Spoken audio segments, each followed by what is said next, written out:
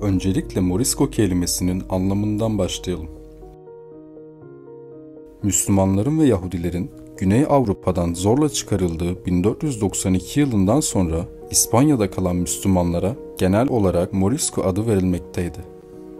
Moriscolar 1500'lerde Endülüs tamamen yok edildikten sonra Müslümanların ve Yahudilerin İber Yarımadası'ndan sürülmesi üzerine vatanları İspanya ve Portekiz'den ayrılmamak için Hristiyanlığa dönen Müslümanlardır.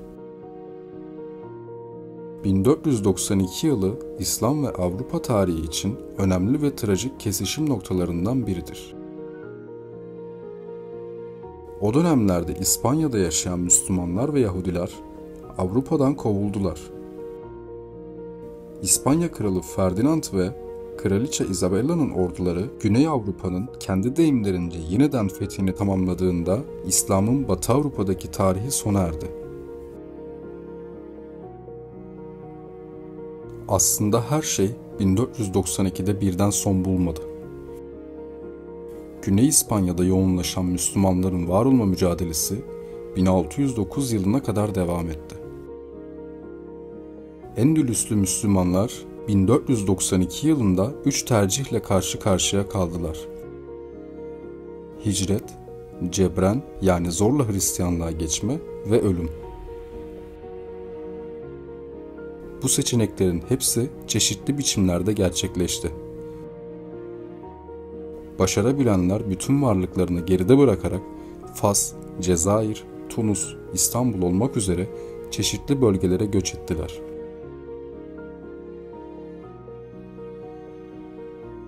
...1609 ve 1614 yılları arasında sadece Tunus ve Cezayir'e 100.000 civarında Müslümanın hicret ettiği tahmin ediliyor. Fakat İspanyol yöneticiler yarım milyonu aşan Müslüman nüfusunun Güney Avrupa'yı bir anda boşaltmasının ekonomik ve dini maliyetini sınırlamak için göçü olabildiğince zorlaştırdılar. Göç eden Müslüman ailelerin önemli bir kısmı göç yollarında haydutların saldırısına uğradı ve yok oldu. Müslümanlara bu kadar zulüm yapan Haçlı vahşeti, oradaki insanların kendi dillerini konuşmasını bile yasaklamıştı. Fakat Müslüman Endülüs devleti güçlüyken ülkesinde bulunan Avrupalıların ve Hristiyanların istediği dili konuşmasına izin veriyor, kültürlerini yaşamalarına karşı çıkmıyordu. Hristiyanların dillerini, dinlerini, kültürlerini yasaklamamışlardı. Fakat Hristiyanlar Müslümanları Avrupa'dan temizlemek için her şeyi yaptı. Bu onların geninde vardı. Vahşet, katliam ve sömürü onların vazgeçilmeziydi. Peki Endülüs'teki kalan Müslümanlar bu vahşete nasıl direneceklerdi? İşte şimdi sana içler acısı durumu anlatacağım. Ve hayrete düşecek, şaşıracaksın. Dikkatle dinlemeye devam et. Endülüs'te 1492'den sonra yüzyıllardır yaşadıkları topraklarda kalmaya karar veren Müslümanların iki seçeneği vardı. Direnmek ya da din değiştirmek. Bu Müslümanlar İslam tarihinin en uzun ve en zorlu varoluş mücadelelerinden birini verdiler. Bu dönemde en dikkat çeken hadiselerden birisi Oran fetvasıydı. Moriscolar Oran müftüsüne içinde bulundukları şartlarda dinen ne yapmaları gerektiğini soruyorlardı. Maghravi yani o dönemin o bölgedeki müftüsünün 1504 yılı içindeki cevabı hem Endülüs tarihi hem de fıkıh tarihi açısından çok ilginç bir metindi. Dinlerini özgürce yaşayamadıkları Darul Harp olarak bilinen bölgelerden dinlerini özgürce yaşayabilecekleri Darul İslam'a hicret etmeleri gerektiği tercih edilen bir görüştür. Durum böyleyken hicret edememeleri halinde takkiye yapmaları yani gerçek amacını, inanışını, niyetini gizleyip ibadetlerini yerine getirmelerini tavsiye eder. Bu durumda orada bulunan Müslümanlar görünürde Hristiyan inancını kabul edebilir. Putlar yani Hristiyan temsilleri önünde eğilebilirlerdi. Zaruret halinde namazlarını kıble tarafına bakarak kılabilirlerdi.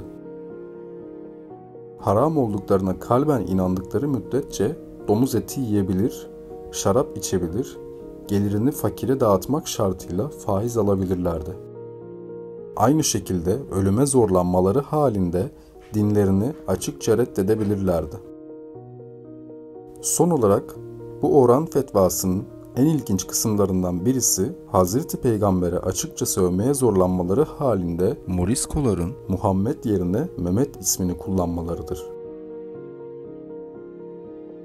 Zira Mehmet ismen Hazreti Peygamber'e değil, Mehmet isminde birine atıfta bulunmuş olur ki bu bir Müslümanı peygambere açıkça küfür etmekten kurtaran bir çözümdür. Derinlemesine araştırdığımda gördüğüm takviye stratejisinin Hristiyan din adamlarını ikna edemediği anlaşılıyor. Moriskoların vaftiz edilip Hristiyanlığı zahirden benimsemelerine rağmen gerçekten Hristiyan olup olmadıkları konusunda ciddi tartışmaların başladığı görünüyor. Papazlar Müslümanların Hristiyan olduk demelerini yeterli bulmuyorlardı. Müslümanların gerçekten Hristiyan olup olmadıklarını çeşitli yöntemlerle kontrol ediyorlardı. Mesela Ramazan günleri yüksek tepelere çıkıp Müslüman mahallelerde bacaların tütüp tütmediğine bakıyor ve oruç tutanları gizli kafir ilan edip Engizisyon mahkemelerine sevk ediyorlardı. Avrupalılardan farklı giyinmek, domuz eti yemeyi reddetmek, pazar günleri çalışmak veya cuma günleri çalışmamak da Engizisyon mahkemelerinde ölüm sebebiydi. Moriskolar kilise çanları çalarken ve rahipler geçerken diz çöküp saygı gösterecekti. Hristiyan ailelerle zorla evlilik yaptırılacaktı. Kilise ayinlerinde zorunlu bulunacaklardı. Yeni yasalara direnenler olursa diye birkaç kişi meydanlarda ibrete alem olarak yaktırıldı. Aslında temel soru şuydu: vaftiz edildiği halde bir insan gizlice bir dine İslam yahut Yahudiliğe mensup olabilir mi? Böyle bir kişinin Hristiyanlığı makbul müdür? Bu soruya olumsuz cevap verenlerin tartışmaya hakim olduklarını söylemek mümkün görünüyor. Zira 1609 yılına gelindiğinde İspanyol kardinali bütün Moriskoların şüpheli bir grup olarak öldürülmesini yahut İspanya'dan sürülmesi için son fetvasını verir. Moriskoların Avrupa'daki fiili varlığı da aynı yıl resmi olarak sona erer. Direnen o Müslüman çocuklar belki de Hristiyan oldu. Onlardan sonraki nesil de belki Hristiyan olarak yetişti ve öldü.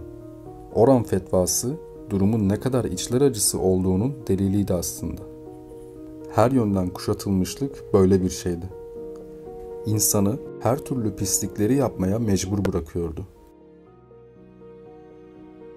Gözü dönmüş Haçlı zihniyeti Endülüs'ten İslam'a dair hiçbir iz bırakmadı.